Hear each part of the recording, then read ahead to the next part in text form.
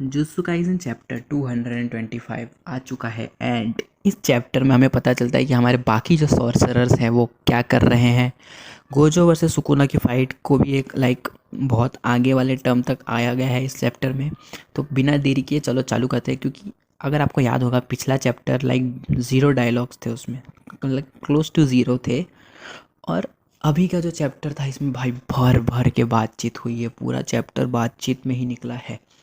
तो स्टार्ट करेंगे तो हम देखते हैं कि हमारे जितने बाकी के सॉर्सरर्स हैं हमारी टीम के, वो लोग लाइव देख रहे हैं सुकुना और गोजो की फ़ाइट को, जहाँ पर हमें पता चलता है कि सुकुना गोजो के लिमिटलेस को न्यूट्रलाइज करने के लिए डोमेन एम्पलीफिकेशन का यूज़ कर रहा है, जो कि पिछले चैप्टर में हमने देखा था। लेकिन उधर पे ये भी स्पेक्यूलेशन लग रहा था कि गोजो जानबूझ के अपना लिमिटलेस ऑफ कर रहा है ताकि वो सुकुना को टच कर पाए, बट नहीं, सुकुना गोजो के लिमिटलेस को न्यूट्रलाइज कर रहा है डोमेन एम्पलीफिकेशन का यूज़ करके।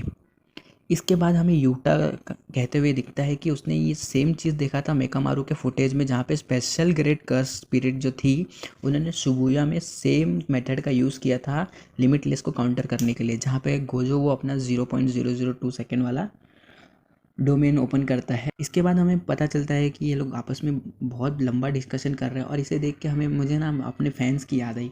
जैसे हम फैंस लोग देखो हर चैप्टर के बाद डिस्कस करते हैं, अरे ये हो सकता है, ये हो सकता है। ये लोग यहाँ पे बैठ के वैसे ही डिस्कशन कर रहे हैं एंड ये देखने में बहुत ही अच्छा लग रहा है।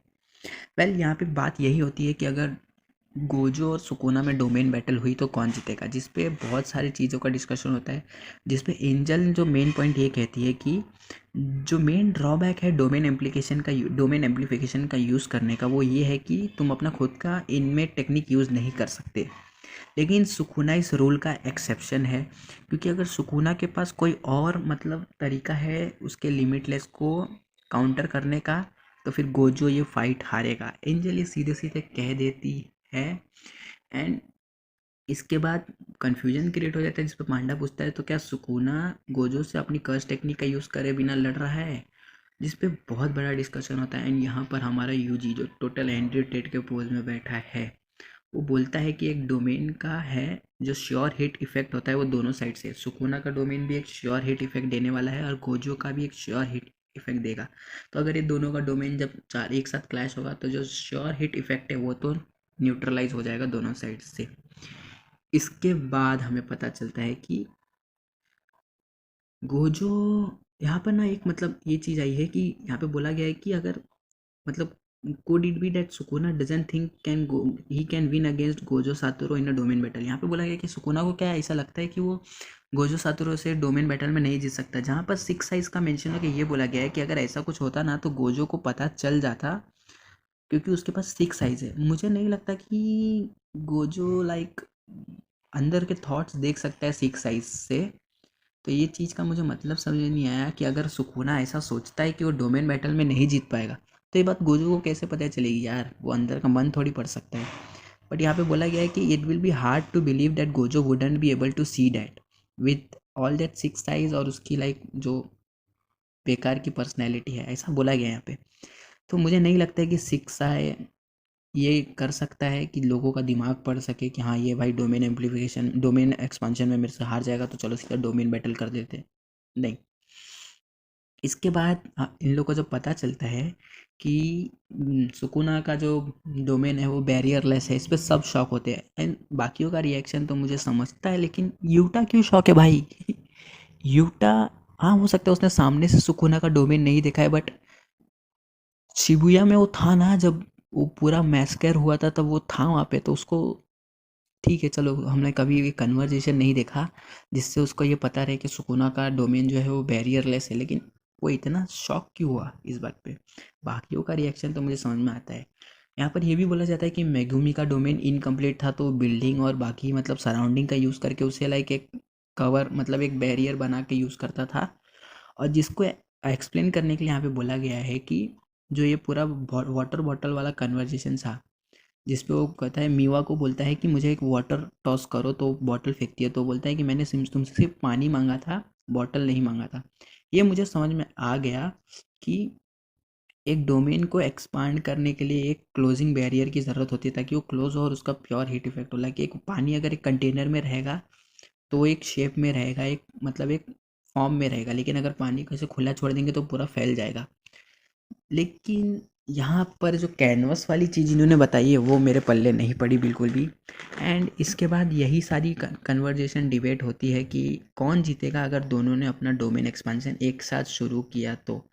और उसके बाद हमें सीधा दिखता है कि डोमेन एक्सपांशन बैटल चालू हो चुकी है। गोजो और सुकुना साथ में ही अपना डोमेन एक्सपांड करते हैं। एंड इसके बाद जो लाइक ये आप पैनल देखो, लाइक ये पैनल कितना मतलब ये एनिमेट होगा तो कितना अच्छा दिखेगा यार।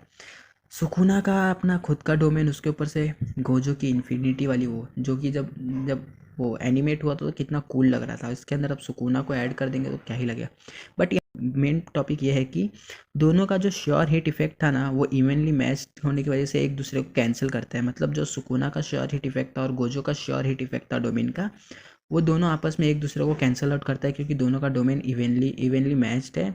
लेकिन ये बैटल वो जीतेगा जो बिल्कुल गलती ना करे। अगर यहाँ पे दोनों में से कोई भी कमज़ोर पड़ता है या कुछ भी गलती करता है तो दूसरे का जो श्योर हिट इफेक्ट है वो अगले ही सेकंड अटैक कर देगा।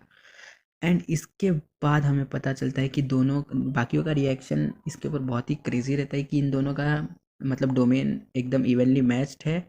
With in the barrier they are evenly match, but barrier के बाहर वो लोग इवनली मैच नहीं है, जो कि हमें दिखता भी है। गोजो का जो डोमेन है वो बैरियर है एंड सुकुना का डोमेन बैरियर लेस है। और अगर आपको याद होगा तो यूजी डोमेन को बाहर से तोड़ के अंदर जा चुका है। और इस पर यूजी ही कहता है कि एक डोमेन का बैरियर बाहर से कमज़ोर होता है। और आपको पता रहेगा कि सुकुना का जो डोमेन का इफेक्ट है वो एक मतलब एक पर्टिकुलर एरिया में पड़ता है। वो जैसा कि आपने शिबुया में देखा था, वो पूरा एक एरिया को वो तबाह कर देता है। यहाँ पर वो लोग अंदर तो इवनली मैच होते हैं, लेकिन सुकुना का जो बाहर का इफेक्ट है वो गोजो के बैरियर को बाहर से तोड़ने लगता है।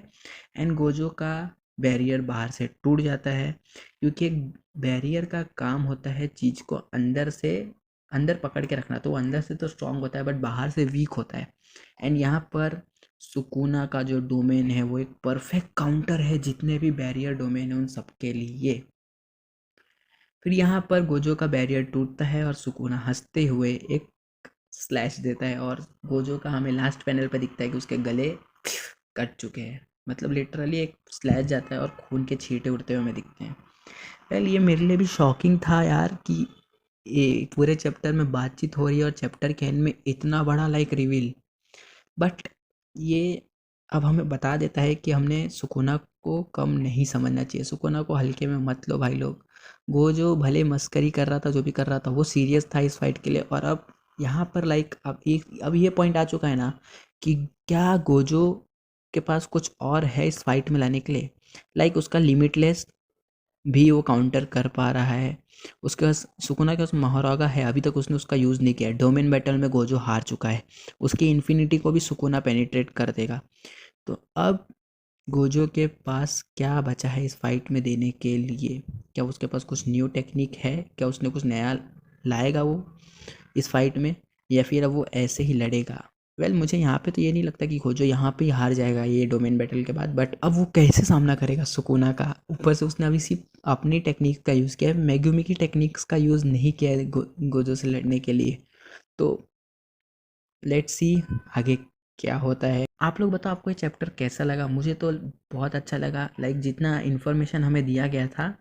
क्योंकि जुत्सु काइसेन एक ऐसा मांगा है ना जो कि अपने पावर लेवल्स को लेके ना बहुत डीप में बातचीत करता है। थोड़ा थोड़ा उसमें से ना लाइक बहुत कम मांगा ऐसा करते हैं कि अपने पावर लेवल पावर सिस्टम जो है उसको एकदम अच्छे से डीपली एक्सप्लेन करे, और यहाँ पर वो अच्छे से करते आया है। वीडियो को लाइक कर देना, चैनल को सब्सक्राइब कर देना। मैं मिलूंगा आपसे अगली वीडियो में, तब तक के लिए कियोत्सुके सायोनारा।